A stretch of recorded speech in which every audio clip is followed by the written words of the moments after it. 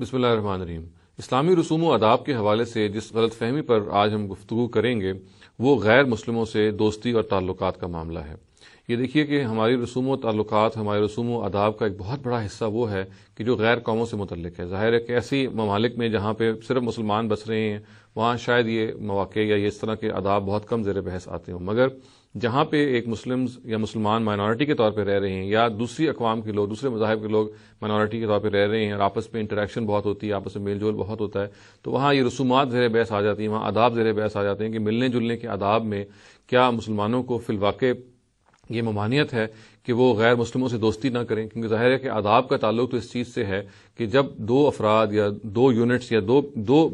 اجزاء کسی بھی سوسائٹی کے آپس میں انٹریکٹ کرتے ہیں تو ان کو آپس میں کس طرح کا معاملہ کرنا چاہیے۔ مگر چونکہ یہ سوال قرآن مجید کے حوالے سے اٹھا دیا جاتا ہے، قرآن مجید نے روک دیا ہے کہ ہم غیر مسلموں سے دوستی کریں، تو پھر یہ سوال پیدا ہوتا ہے کہ وہ کیا رسوم و آداب ہیں کہ جو ایک غیر مسلم سے ہمیں رکھنے چاہیے، کیونکہ دوستی تو ہم ان سے کر نہیں سکتے۔ تو دیکھیے، یہ سب سے پہلے اس کو جان لینا چاہیے کہ قرآن مجید نے جہاں یہ بات بیان کی ہے اس کا کیا موقع اور محل ہے۔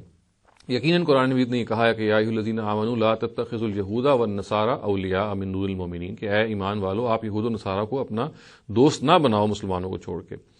تو اسی قسم کی اور بھی آیتیں قرآن میں بیان ہوئی ہیں اور اس سے ہی بات بالکل واضح ہو کے سامنے آتی ہے کہ غالباً یہود اور نصارہ سے جو دوستی ہے یا موالات ہے یا فرینڈشپ ہے اس کی قرآن میں ممانعت ہے۔ دیکھیے، قرآن مجید کو سمجھنے کے لیے بہت ضروری ہے کہ ہم یہ جانیں کہ قرآن مجید میں جب یہ الفاظ آئے ہیں لا تتخذوا اليہود والنصارى، یا یہ کہا گیا کہ آپ کفار سے دوستی نہ کریں اور کفار میں پھر یہود و نصارہ کو شامل کیا گیا ہے، تو یہ کون سے کفار ہیں جو مخاطب ہیں؟ قرآن کے مطالعے کی روشنی میں یہ بات سامنے آتی ہے کہ مدنی دور میں وہ موقع آ گیا تھا کہ جب اہل کتاب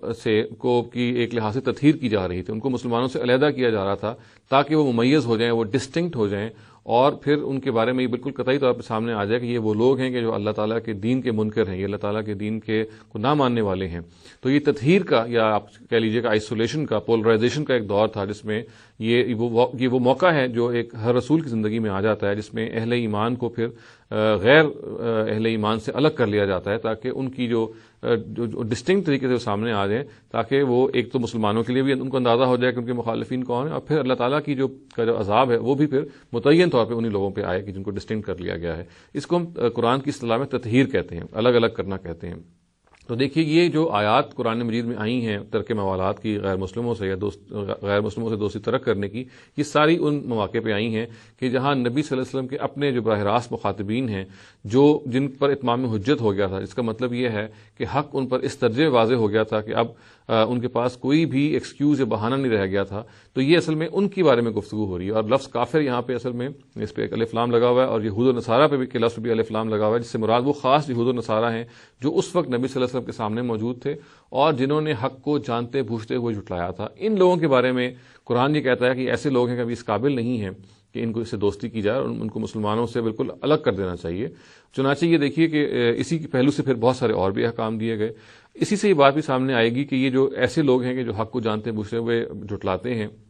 یہ سرتاسر وہ لوگ ہوتے ہیں کہ جن کے بارے میں رسول کی دعوت کے بعد یہ واضح ہو جاتا ہے اور اللہ تعالیٰ یہ واضح کر دیتے ہیں اپنی وحی کے ذریعے سے کہ یہ کون لوگ ہیں کہ جو حق کو براہ راست مشاہدہ کر لینے، حق کو دیکھ لینے کے باوجود اس کو ڈینائی کر رہے ہیں، اس کو ریجیکٹ کر رہے ہیں، اور ایسے لوگوں کے ساتھ پھر کہا جاتا ہے کہ آپ ترک موالات کر لیں اور ان سے دوستی نہ کریں۔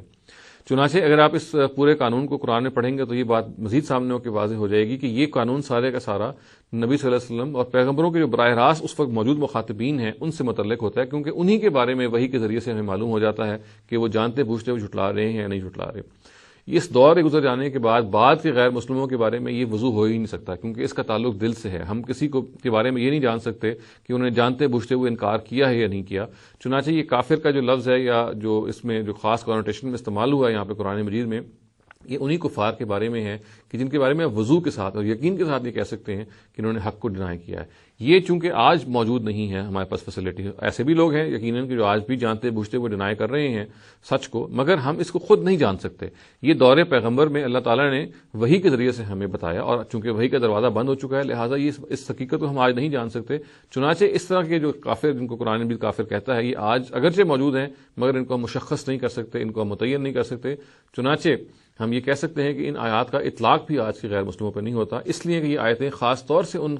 غیر مسلموں سے متعلق ہیں کہ جنہوں نے حق کو جانتے بوجھتے ہوئے جھٹلایا۔ تو ہم خلاصتاً یہ کہہ سکتے ہیں کہ غیر مسلموں سے ترک موالات یا غیر مسلموں سے دوستی نہ کرنا جو قرآن میں بیان ہوا ہے، یہ ایک خاص کیٹیگری ہے غیر مسلموں کی، جو نبی صلی اللہ علیہ وسلم کے براہ راست اور رسولوں کے جو براہ راست مخاطبین اس وقت موجود تھے ان کی ہے، جنہوں نے حق کو جانتے بوجھتے ہوئے جھٹلایا، اور جن کا یہ جھٹلانے کا عمل خود اللہ تعالیٰ نے وحی کے ذریعے سے نبی صلی اللہ علیہ وسلم کو اس کو یا باقی رسولوں کو مطلع کیا۔ اس کا اطلاع خود نبی صلی اللہ علیہ وسلم خود بھی حاصل نہیں کر، یعنی براہ راست وہ خود بھی نہیں جان سکتے تھے جب تک کہ اللہ تعالیٰ کی طرف سے ان کو نہ بتایا جائے۔ اگر یہ تفصیل سامنے رہتی ہے تو یہ بات بھی سامنے ہو کے آ جاتی ہے، واضح ہو کے سامنے آ جاتی ہے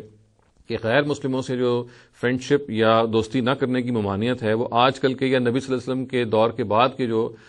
غیر مسلم ہیں وہ ان سے متعلق ہی نہیں ہوتی۔ یہ قرآن کا ایک خاص قانون ہے، اور یہ اس قانون کو سامنے رکھا جائے تو اصل میں یہ ان کفار سے ہی متعلق قرار پائے گا کہ جن کے بارے میں آپ قطعی طور پر یہ جان سکتے ہیں کہ انہوں نے حق کو جانتے بوجھتے ہوئے جھٹلایا یا نہیں۔